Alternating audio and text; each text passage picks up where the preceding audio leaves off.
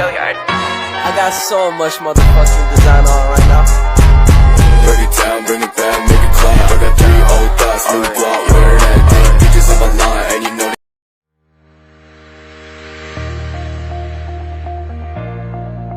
Di sini saya ingin menjelaskan tentang analisis protein dalam pangan yang memiliki peran penting dalam memastikan kualitas dan keamanan pangan yang dikonsumsi, di mana kualitas produk ini merupakan suatu kemampuan produk dalam melakukan fungsi-fungsinya.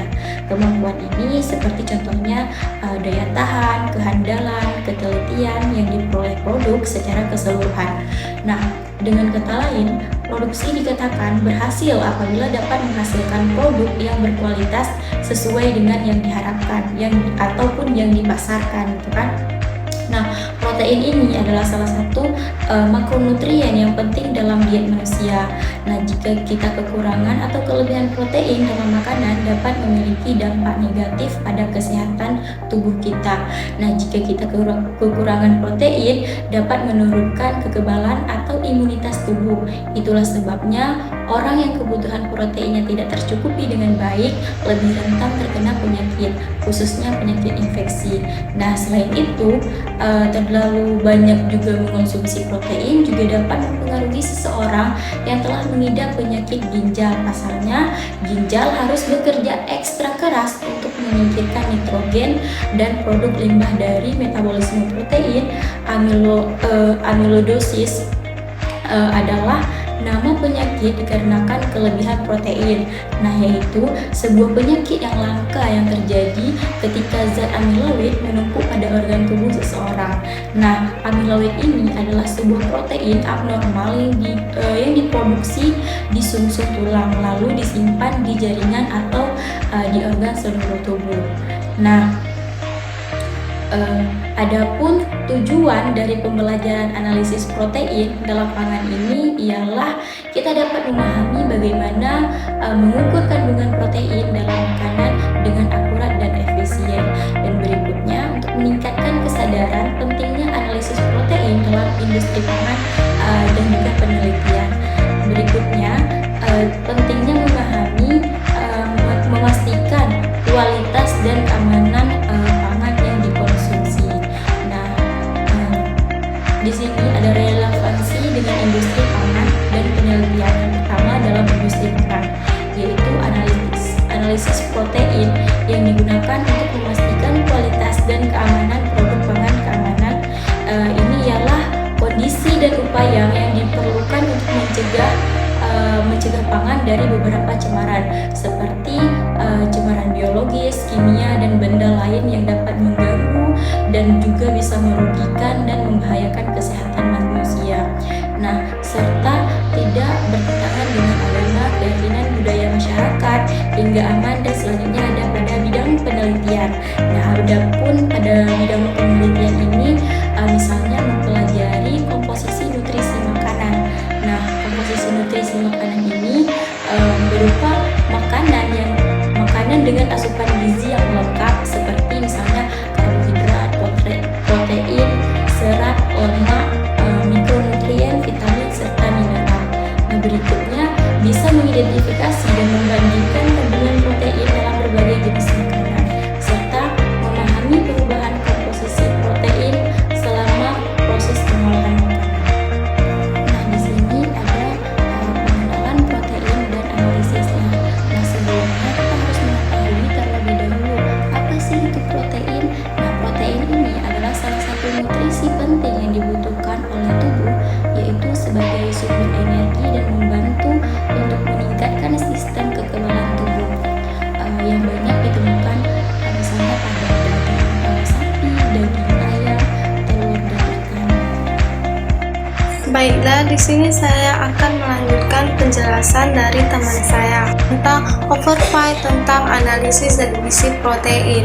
Nah, sebelum itu kita harus mengetahui apa sih yang dimaksud dengan analisis zat gizi protein. Jadi yang dimaksud dengan analisis zat gizi protein adalah di mana suatu proses untuk menentukan kandungan protein dalam suatu sampel makanan atau bahan. hasil analisis protein yang digunakan untuk mengevaluasikan kualitas nutrisi dari makanan dan bahan pangan. Nah, jadi metode yang umum yang kita gunakan dalam analisis protein itu adalah metode rudal dan metode biuret serta metode instrumen seperti spektrometri. Pertimbangan awal sebelum memilih metode analisis itu, kita harus mengetahui tujuannya analisis itu. Nah, tujuannya kita dapat memahami bagaimana mengukur kandungan protein dalam makanan dengan akurat dan efisien. Nah, jadi ketersediaan peralatan dan keahlian. Nah, setiap kita melakukan analisis dari gizi protein itu, kita melihat dulu apakah alat dan bahannya sudah ada di laboratorium, dan kita juga harus diawasi dengan profesional. Nah, jadi kecepatan dan efisien, selanjutnya akurasi dan kendala dan juga biaya. Dasar-dasar metode analisis protein yang pertama ada metode kejedal, merupakan metode yang sederhana untuk penetapan nitrogen total pada protein senyawa yang mengandung nitrogen. Nah, yang kedua ada metode Dumas, adalah salah satu metode kuantitatif dalam penentuan kadar protein dan total nitrogen pada suatu sampel. Nah, yang ketiga ada metode biuret, merupakan salah satu metode penentuan kadar protein dengan menggunakan larutan biuret pada suasana basah. Reaksi dengan ikatan peptida dan protein tempe mengakibatkan terjadi perubahan warna dari larutan biuret yang berwarna biru menjadi berwarna ungu.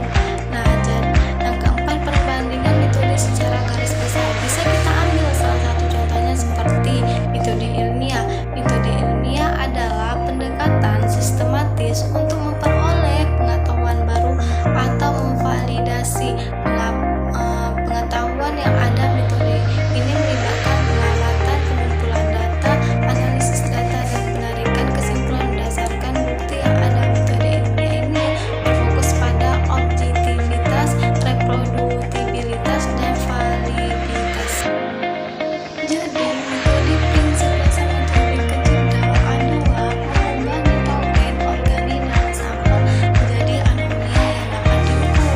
Nah, jadi prosedur yang digunakan itu yang pertama ada asam sulfat. Nah, yang kedua ada natrium nitrosida.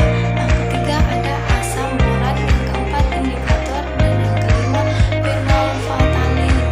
Nah, jadi kelebihan dan keterbatasan metode kejedal itu adalah dapat digunakan untuk menguji kandungan nitrogen secara kasar, alat yang digunakan sederhana. Baik, terima kasih atas penjelasan teman saya tadi. Saya lanjutkan. Saya akan menjelaskan tentang metode kedua, yaitu metode Dumas. Jadi, metode Dumas ini memiliki prinsip mengubah nitrogen organik dalam sampel menjadi nitrogen gas yang dapat diukur. Jadi, metode ini mengubah si nitrogen yang ada dalam sampel yang awalnya nitrogen organik menjadi nitrogen gas, sehingga dapat diukur jumlah nitrogen yang ada dalam sebuah sampel. Selanjutnya ada proses dan teknologi teknik Dumas. Pada prosesnya, teknik Dumas terdapat 3 tahap, yaitu yang pertama ada tahap pembakaran. Pada tahap ini, sampel dibakar oleh oksigen murni pada suhu 1000 derajat Celcius, sehingga menghasilkan gas nitrogen dioksida, karbon dioksida, dan udara. Yang kedua ada tahap reduksi dan pemisahan. Produk yang dihasilkan pada tahap 1 akan dikumpulkan untuk mencapai keseimbangan. Pada tahap ini, udara dan karbon dioksida ditangkap dan gas nitrogen dioksida diubah menjadi molekul gas nitrogen dengan bantuan tembaga panas.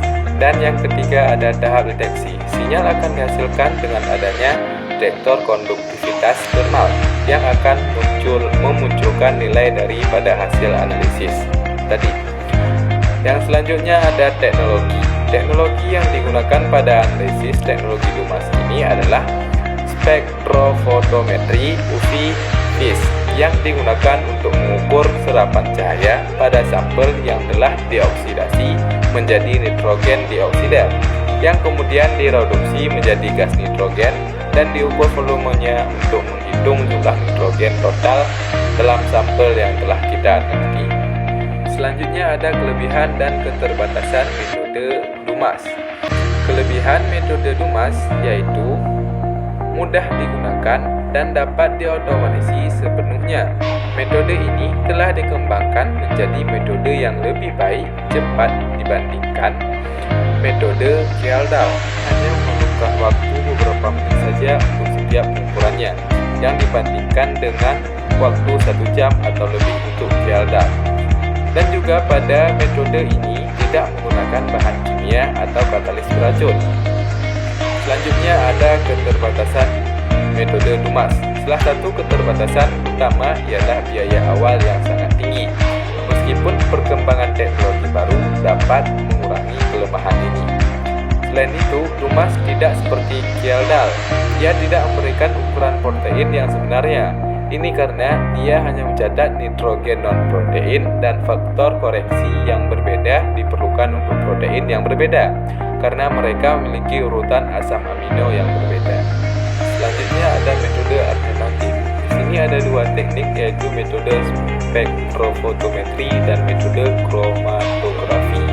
Metode spektrofotometri yaitu metode yang menggunakan prinsip penyerapan cahaya senyawa protein untuk mengukur kandungan protein dalam sampel.